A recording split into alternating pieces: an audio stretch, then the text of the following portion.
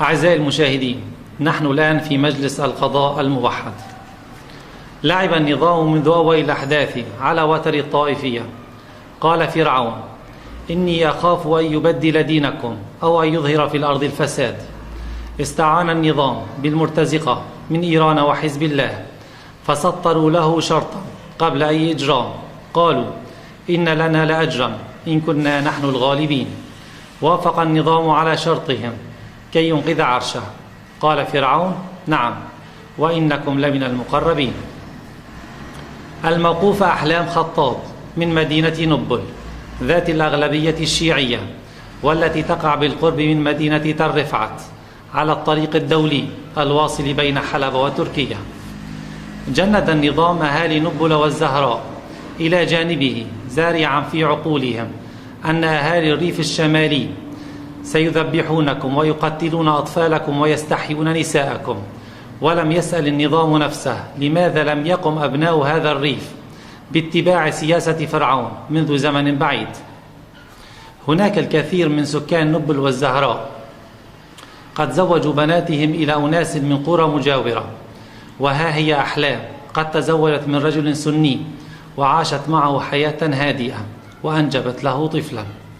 هذه الأحلام قد سلمت امرأة من المناطق المحررة استشهد زوجها برصاص قناص غادر، ولديها 6 أطفال، مقابل بضع ليرات بائسة بالاتفاق مع أحمد.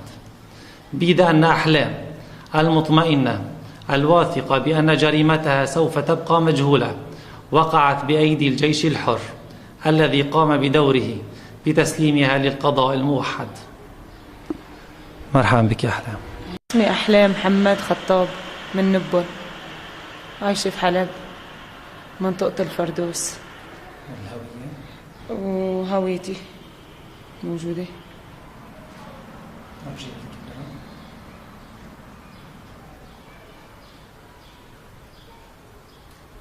أحلام، لماذا وقفت الطائفة الشيعية مع الأسد مع أن الشعب لم يخرج ضد هذه الطائفة؟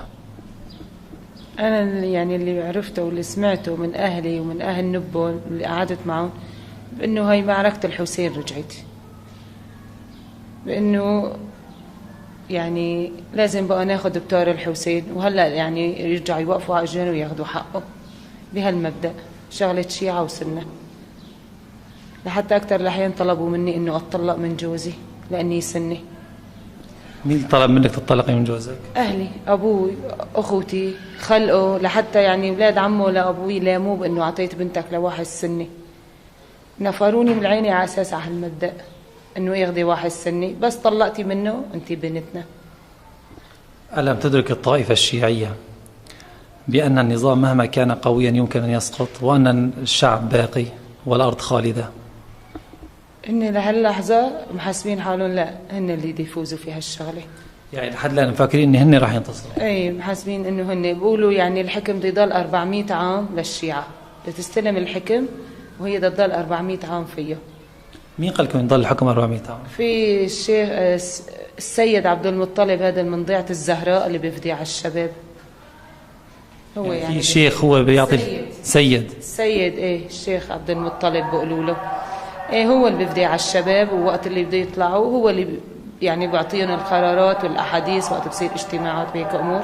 انا عم ابدا امي تحكي لي على هالحكي.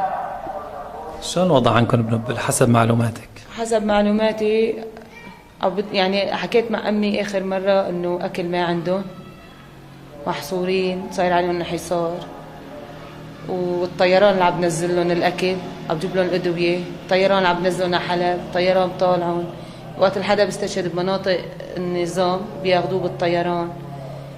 ايه هيك على هالحكي. ويعني اكثر الاحيان يعني لو ما النظام ماتوا من الجوع.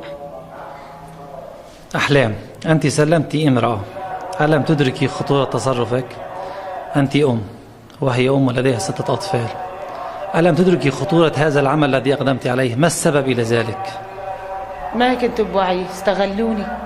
أنا كنت جاي من حادثة أخوي وقت اللي استشهد بمنطقة التلال، ويعني وقعت مرتين بس، وهن يعني كانوا سبب خلوني يعني يكتوا على وجهي مي وصحوني. وقعدوا صاروا يحكوا معي بانه نحن نظام ونحن بناخذ لك حقك ونحن اخوتك بدنا نعطيكي بيت، وفرجوني بيت لحتى هنيك عندهم بالمنطقة بنسجل لك اياه باسمك، بنعطيكي 50,000 ومنساعدك، بس بدنا اياكي تساعدينا وبناخذ لك حق اخوكي. على هالمبدأ انا مشيت ومن دون وعي، اقسم بالله من دون وعي انا ماشي. بيعطوكي 50,000 من شان شو؟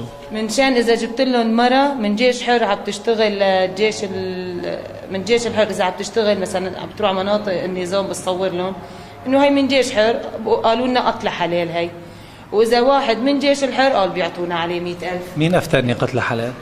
هونيك الشيوخة، في شيخ اجا من لبنان بقولوا له حيدر زين العابدين، انوجد بمنطقة التلال، هذا جاي من لبنان من عند حسن نصر الله قالوا لي، وشفته انا مرتين هونيك في المنطقة، مو انه ما حدا يعني شفته للسيد. هذا اللي هو اللي بفدي على الشباب هونيك. يعني هذا السيد مشكل محكمة شرعية بالتلال؟ بفديهم قبل ما يطلعوا مثلا يطلعوا على القتال، بفديهم قبل ما يروحوا مثلا يحاربوا، ايش يعملوا ايش يقولوا، بحل لهم هاي مثلا هاي بحق لهم ياخذوها، هاي ما بحق لهم ياخذوها، انه بالجهاد. على هالمبدا انه قال بحل قتلهم انه من جيش الحر، ان كان مرة ان كان طفل ان كان زلمه، كل شيء بيختص من جيش حر، تعامل مع جيش حر قتله حلال. حكينا شلون سلمتي هاي المرة على النظام؟ هاي المرة سلمتها بمبدأ أنا يعني أنا ما أخذتها من مبدأ إنه والله بس عشان أخو مصاري أو بدي مصاري. أنا من مبدأ وقت شفت أخوي ميت فقد الصوابي ومعي عصب، يعني ما عدت أستوعب هالأمور. حكينا شلون سلمتيها؟ شلون سلمتها؟ رحت لعندها على البيت، شفت قهوة عند خواتها، وجدوا خواتها في البيت، هي عندها 6 أولاد وخواتها 2 أرامل، وعلى مبدأ انه بدي اجيب لها معونة انا ورفيقتي، وقمنا اخذناها ونزلنا لتحت وطلعنا بتاكسي رحنا عن كرم. مين رفيقتك؟ مين بقولوا لها ام احمد اسمها. طيب احكي لنا شلون سلمتيها؟ اخذناها وطلعنا بالاول قالوا يعني قلتي لها في معونة باعتبار ان هي ارملة وبدها، باعتبار هي ارملة وبحاجة معونة، قلتي لها في معونة. بتجيب معونات واكثر الاحيان يعني بتروح. شلون رضت تروح معك على مناطق النظام؟ رضيت، قالت لي خلص مو انا معي كبروا، انه نحن صرنا 3، يعني صدقت الوضع انه نحن رايحين نجيب معونه 3تنا. طلعنا بالتاكسي وقت وصلنا لهنيك قبل ما نوصل قالت لي وين جايبتيني؟ قلت لها هون بوزعوا معونه. كان بوزعوا في معونه قصدك مكان الجيش انت؟ مكان الجيش النظامي عند فرن تفاحه هونيك صاير لقدام شوي بعد الفرن. فرن تفاحه وين هذا؟ بالجديده ولا بتلل؟ لا بعد ما بتقطع كراج الحجز لقدام هون صاير. نعم. وقت اللي وصلنا لهنيك في طاوله محطوطه و2 3 قاعدين، واحد بيقولوا له ابو حيدر اسمه حسام، وواحد ابو جعفر، وفي واحد تاني ادلبي بس ما كان يعرف عن اسمه، ما اعطانا اسمه طابن. وقت جينا قعدنا على الطاوله ويوميتها قال لي اذا بدك تيجي لهون وجايبي حدا معك من جيش الحر بتقولي انه انا عطشانه معي سكر سقوني مي، بنعرف انه انت جبتي لنا حدا من جيش الحر. كانت اشاره بيناتكم عطشانه؟ كلمه السر انه انا عطشانه معي سكر بدي مي. وقت اللي وقفنا قلت لهم انا معي سكر وبدي مي تسقونا. قاموا مدوا خرطوم وحاطين طاوله وحطوا لنا كراسي وكانوا قاعدين عم بسكروا، هن حاطين قنينه هي وعم بسكروا. قاموا صاروا هيك لفلفوا الوضع وشالوا القنينه حطوها هيك على الزيت وطلبوا قهوه. بتشربوا قهوه؟ طلبوا قهوه. والمراه قعدت جنبي قامت اندهت قالت لي هدول ايش عم يحكوا؟ قلت لها عم يحكوا مثلنا. قال ما عم يحكوا علوي؟ قلت لها ايه انا ما بعرف شلون بيحكوا العلوي، يعني انا نكرت كمان إلها مو ولا. قام غمزني ابو جعفر انه ايه نهي منهم. الحرمه اللي سلمتيها بتعرفك انك شيعيه؟ ايه بتعرفني من نبو، بتعرفني شيعيه. ايه ايه. قام اجا ابو جعفر قام قال لها قومي بدك تطلعي معنا لفوق. بالاول فتشوا لها شنطتها اخذوا الخليويات وهي معها. هي هون عرفت اني جيش نظامي؟ هون لسه ما عرفت لاني طالع ابو جعفر علم من جيش الحر، قال لها نحن من جيش الحر، فرجاها اياه وطلع لها ورقه مكتوبه انه هي من جيش حر. قامت هون هي امنت. قام قال لها انت من جيش. ايش كانت ردة فعل عندها؟ عرفت اني هن من الجيش الحر؟ ارتاحت وقعدت شغلت السيكاره يعني يعني ما خافت. إيه وقت اللي صاروا ياخذوا يعطوا معه طلبوا تحديدا شنتايتي، قلت لهم ليش اخذتوا شنتايتي ما اخذتوا شنتايت ام عبده؟ علي انا احلام. قام قال لي هلا بنفتش شنتايتها كمان. شالوا شناتينا حطوهم على الطاوله انا ورفيقتي، هن عم فتشوا بشنتايتها لقوا ورقه مكتوب فيها استشهاد جوزها انه مقتول بقناص عند جسر عسان. وقت شافوا وضبوا له اغراضها كلهم، وقام ابو جعفر طالع في بنايه فيها 6 طوابق، طالع على فوق ومعدت انا شفتها من هداك النهار. شو الاجر اللي اخذتيه مقابل هالعمل؟ اعطاني 500 ورقه الي و500 لام احمد. اكثر من كنتوا متفقين على 50؟ ايه هذا اللي اعطانا اياه، قالوا بس ترجعوا مرة الاخر تجيبوا لنا حدا بنعطيكم كل وحده 50,000 وما اعطونا. من 50,000 اعطوكم 1000 ليره؟ ايه اعطى ابني 100 ورقه. كان ابنك معك عم شوف هذا الموقف؟ ايه كان ابني معي عمره 4 سنين. يعني وقت سلمتي المرأة ابنك كان معك؟ حيطته في حضني. كيف عاملك يا افراد الجيش الحر والقضاء الموحد؟ انا كنت اخذ فكره بالاول اذا فتت لهون، انا قلت لها يعني اللي بتفوت عند جيش حر ما بتطلع سليمه، اول شيء شرف اديره. انا اول شيء حافظوا لي على شرفي وعلى حجابي، لاني انا سعي يعني من نبول بس عايشه بحلب. طيب القضاء الموحد شو عملك؟ عاملوني احسن معامله، وما حدا زعجني، ما حدا هاني باي كلمه، لحتى ما حدا سمعني باي كلمه باعتبار انه انا شيعيه وانا اغلطت، ولا حدا وجه لي كلمه بانه انت سلمتي مره. عاملوني بكل طيب، بالذات سياده القاضي اللي حقق معي اكثر شيء عاملني بطيب. حكيتي مع ابوك بعد ما دخلتي لهون؟ حكيت معهم وقلت له ايش كان ردة فعله؟ ايش قال لك؟ ابوي وقت اللي حكينا معه اول مره وقالوا له بنتك موقفه عنا، وما هن حكوا قالوا لي انت احكي مع ابوكي، يعني اعطوني التليفون الي وبكل حريه.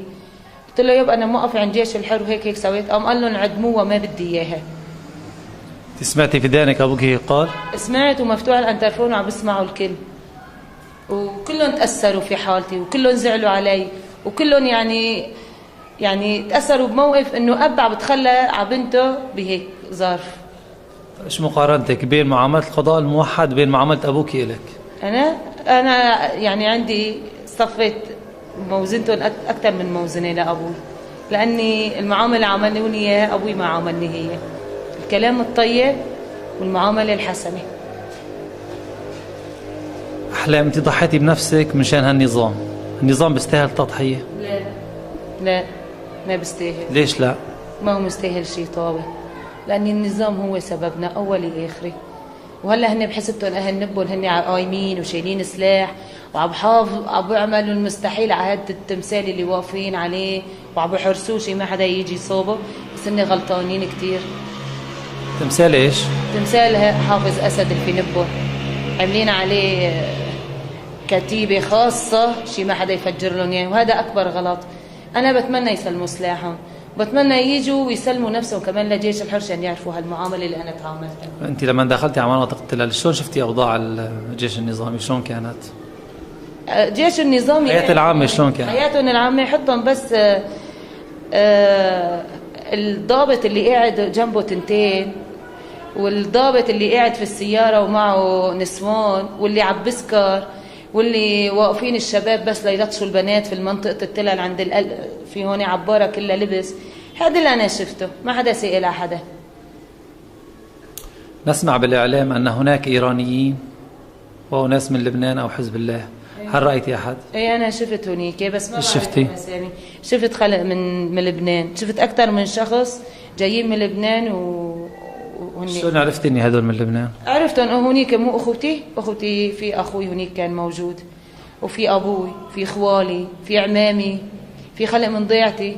طبعا نزلوهم دفعات من نبل على حلب لهون، لجان شعبية سموهم، طبعا هن شبيحة. في راتب مقابل هالشيء؟ في راتب، العنصر 15 واللي مستلم المجموعة 20,000.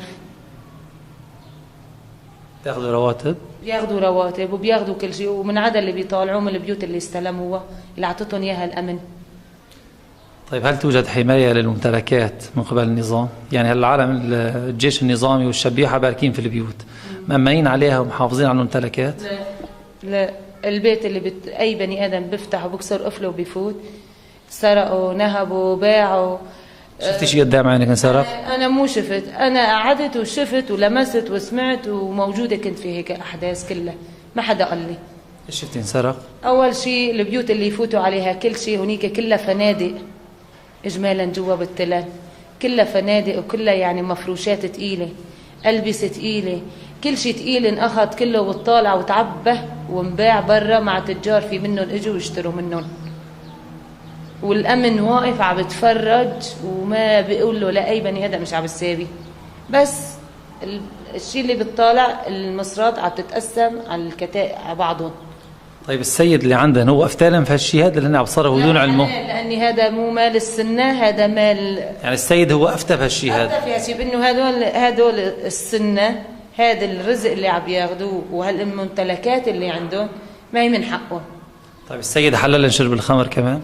لا بيشربوا بدون علم السيد؟ ما بعرف، ما يعني أنا ما أخذت، بس إني عندهم هذا السكر أقل من عادي هنيك وحب. طيب السيد ما بشوفه؟ ما بعرف، ومع إنه هن يعني بس يعني أكثر الأحيان طاولاتهم وقعداتهم.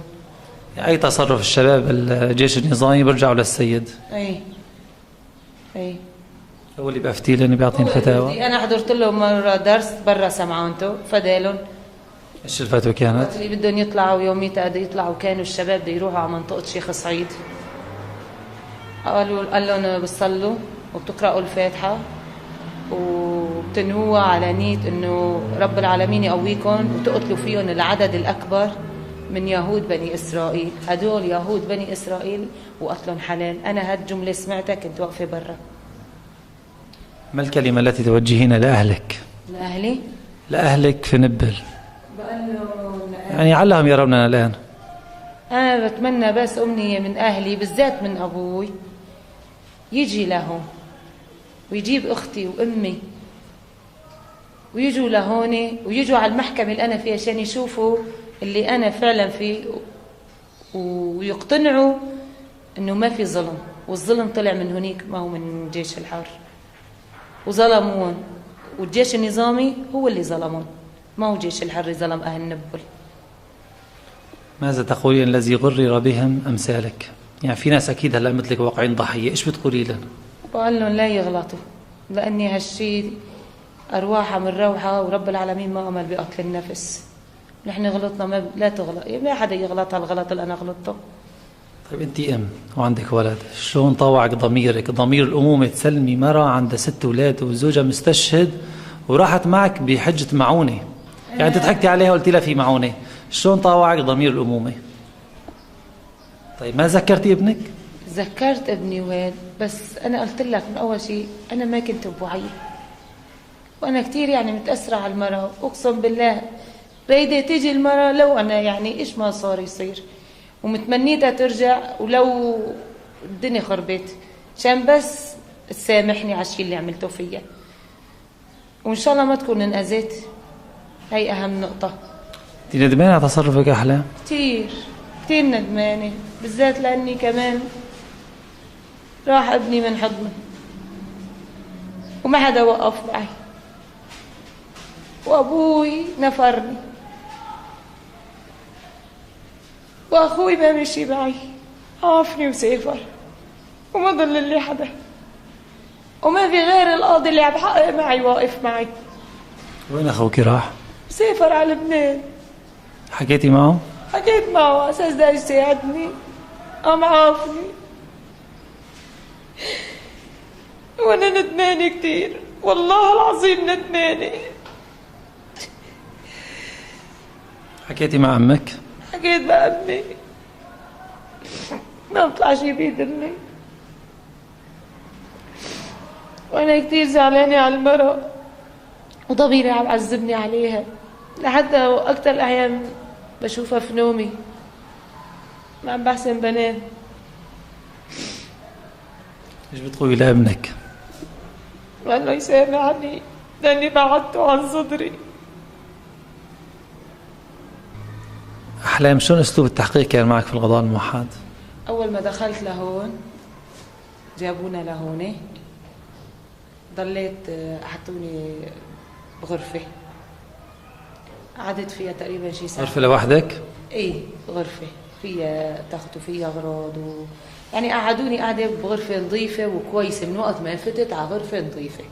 سكروا علي الباب، وقتها يوميت عم بوزعوا الأكل رأسا حسبوا حسابي بالأكل بالمحكمة، وقالوا لي إيش بلزمك إيش لازمك؟ قلت لهم بدي دخان، ممنوع الدخان لأني للشيوخة ما برضو. قال كل شيء بنجيب لك بس دخان ما في، هالشغلات سيئات عنا. قمت أنا سكتت ما طلبت عدة دخان. من بعد هيك طلبني القاضي النيابي عشان يحقق معي. أنا خفت، قلت يعني هلا التحقيق بدهم يضربوني، بدهم يعني يجبروني بشيء. وقت دخلت أول شيء قال لهم جيبوا لها كاسة شاي، وطلب كمان قال لهم قال لي بتدخني؟ قلت له بدخن. كمان جاب لي دخان وقال لي بدك تكوني صريحة معي وانتي عندي واحكي الصدق وما حدا بمس من راسك شعره. وانا من هون اخذت الامان من القاضي اللي حقق معي، وفعلا عاملوني بكل لطف وبكل اسلوب كويس، ما حدا هني باي كلمه. المعاملة كانت معك خاصة ولا مع كل السجينات؟ حدا حكى لك اني تحت مثلا اسلوب التحقيق كان غير؟ لا كل البنات اللي قعدت معهم نفس الحكي، وكلهم يعني وقت اللي فتت قالوا لي لا تكذبي، ما بفيدك الكذب، احكيه. واذا وانت اول ما شفتي القاضي اعترفتي وحكيتي كل شيء عندك؟ بالاول كذبت. طيب ليه كذبتي ما زال ضيفك كاس شاي وكانوا معك لطفل؟ لاني من برا يعني طبعا انا الافكار اللي عندي انه اذا هلا راسا حكيت انه انا هيك عملت بده يعدموني، لاني عيطينا فكره بانه الشيعيه بتفوت اول شيء بيغتصبوها بعدهم بيرشوها اعدام. مين قال لك ان الشيعيه بيغتصبوها بعدين بيرشوها اعدام؟ الكان من ناحيه اهلي، الكان جيش النظامي، الكان هذا ابو جعفر وابو حيدر اللي قعدت معهم داروا علي مره قالوا لي نحن بننصحك تنتبهي ما تقعي بايدين جيش الحر، اول شيء بيغتصبوكي ومو واحد 10. طيب هو شو عم يقول لك بيغتصبوكي وفي جنبه مثلا بنت او بنتين؟ شلون عم بحكي هذا الحكي؟ كنت قاعده هو جنبه بنت اصلا، قاعده انا معه وابو حيدر وابو جعفر ورفيقتي، ما في حدا. هو عم بنصحني من مبدا النصيحه انه عشان ننتبه ما نوقع. انت مو شفتي مره جنبه بنات؟ ايه في بنات عنده بترددوا، هن هنيك مسكنينهم معهم في البيوت، يعني جايبين بنات ومسكنين معهم في البيت؟ ايه عندهم هن ضمن البيت. إيه وقت اللي دخلت واجا النائب العام حقق معي كذبت بالاول ونكرت كثير، ويعني وضل عم ياخذ وبيعطي معي لاخر مرحله، وضل يعني معاملته هي ومره وتنتين وثلاثه ضيفني دخان وشاي، وما يعني ما اعطاني من باب انه يخوفني او شيء، وضليت عم بكذب. وبعدين وقت اللي دخلت عند البنات ضليت نهار والتاني وقعدت معهم وسمعت الحكي منهم شلون المعامله وشلون هن مبسوطين. يعني دخلت عم بدقوا وبغنوا وبزلطوا، تقول ما هن بسجن، هي اول شغله، تقول حريه تامه تحت عندهم. ونداروا علي بعض منهم قالوا لي احكي الصراحه ما بتندمي وبساعدوكي، ولو عليكي غلط بيوقفوا جنبك. وقت اللي رجعوا حققوا معي قمت اعترفت له. لما اعترفتي ما القاضي ما رجع أنبك او ازعجك لاني كذبتي عليه؟ لا لاني عرفني انا خايفه، قلت له انا خايفه. يعني كان كذبك بالاول خوف؟ خوف انا الخوف قتلني، الخوف قتلني كثير. هلا خايفه؟ لا ماني خايفه وعم بحكي من قلب ورب. طيب مانك خايفه من قضاء الواحد، مانك خايفه من ربك؟ هي اهم نقطه صفت في حياتي، وبتمنى رب العالمين يسامحني على الشيء اللي عملته، ورب العالمين غفور رحيم، وان شاء الله يعني سامحني لاني انا اول مره في عمري بغلط. المرأة استلمتيها وين ما كان هلا؟ عندك تصور شلون عم بعملوها شيء؟ انا يوميتها يوم سالت عليها بعد نهار رحت قال حولوها على منطقه الجميليه عند المنطقه العسكريه. ليش سالتي عنها؟ قلت لا اعرف ايش صار فيها لاني جواتي عذبني.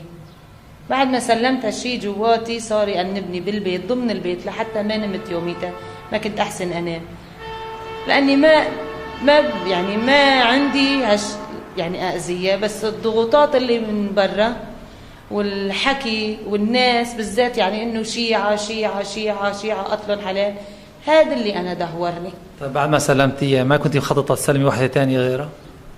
لا بالاول فكرت فيها، يعني فكرتي في ضحيه ثانيه؟ ايه قلت بدي اسلم غيرها وبدي اسلم اكثر من وحده، كل وحده بدها تشتغل مع جيش الحر وتعمل وهالشباب يتقتلوا مثل ما قتل أخوي، بدي أسلم غيرها.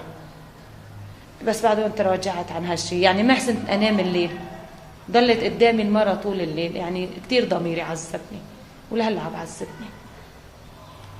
طيب وقت اللي استشهد أخوك شلون وين دفنتوه؟ وين حطيتوا جثمان؟ ضل بمشفى العسكري 4 أيام بالبراد حيطينه هو وواحد تاني. من بعد ال4 أيام طلعت أنا عند أهلي، طلعت على مشفى العسكري، قلت بركي بخلوني يعني أفوت أشوف أخوي إنه يفتحوا البراد. قالوا لي لفيناه بالعلم ما بصير، إذا انخرز العلم ينفتح التابوت. أخذت تاكسي أنا وأختي وطلعنا على دوار الباسل. هنيك دوار الباسل في جيش يوميتها، قالوا لي هذا حرس جمهوري كله موجود، يعني أنا قعدت وشفت في خيم للاجئين هنيك حيطينهم. ما في تقريبا حوالي نص ساعة صار يجي طيران من بعيد، طيارات هليكوبتر كبار، ونزل منهم خلق. سألت أبوي وفي جوز عمتي وفي كتير خلق إنه هنيك من نبون، إنه هدول يوم من هدول اللي عم بيجوا. قال لي هذا اجونا من إيران، هدول بده ينزلوا على منطقة بستان القصر. يعني جايين يشيلوا الجثمان؟ ايه، واجت طيارة شالت الجثمان. وين ودته؟ عن نبون. الطيران هو بيطالع الجثمان عن نبون، واجت طيارة أخذت 5 ودتهم على حماه، وفي طيارة على حمص، اجوا 3 طيارات.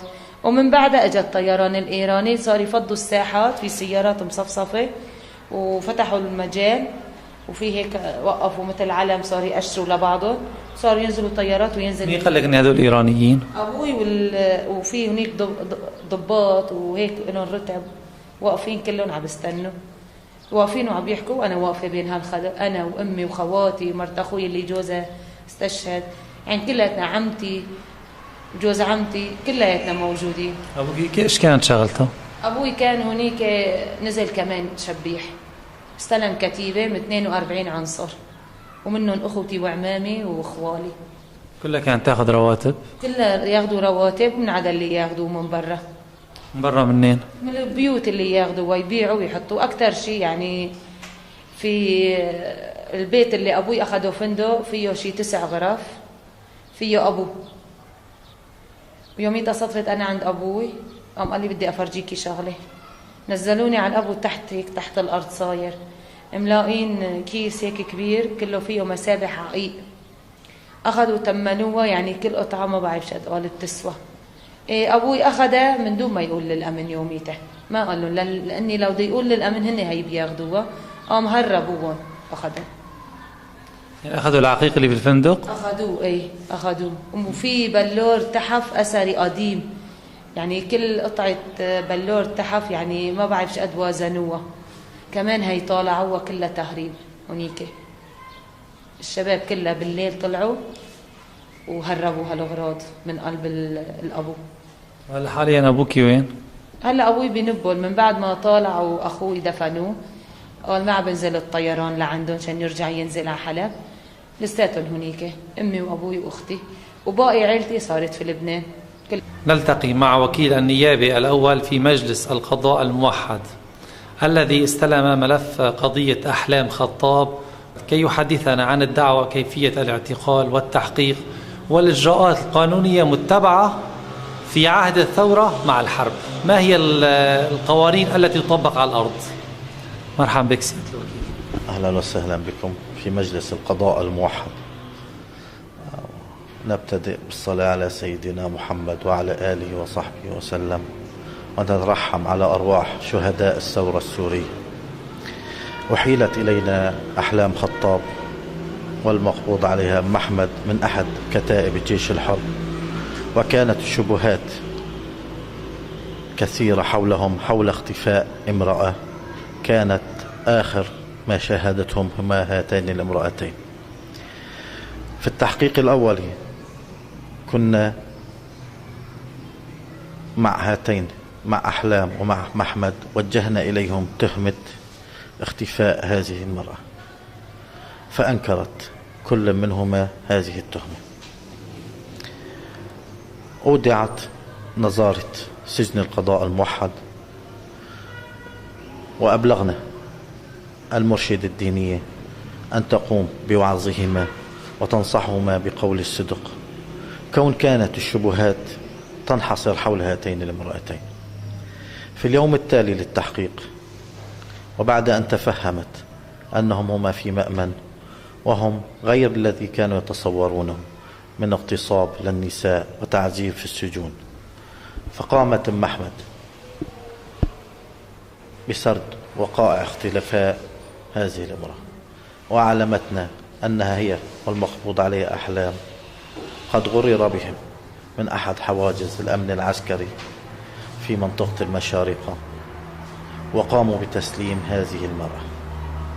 ولدى مواجهتنا أحلام خطاب بأقوال أم أحمد، اعترفت أم أحلام اعترفت بما أسند إليها، وسردت إلينا الوقائع من دون أي ضغط أو إكراه، وتفهمنا الأمر أن هذا الحاجز قد استغل ظروف أحلام كون شقيقها قد قتل في معركة جديدة، واستغلها استغلالا خبيثا، وعرض عليها مستغلا ظروف المادية، مغررا بهم بأنهم سوف يعطيهم شقق سكنية ومبالغ مادية ضخمة إذا قاموا بتسليم أشخاص، مجرد أنهم يترددوا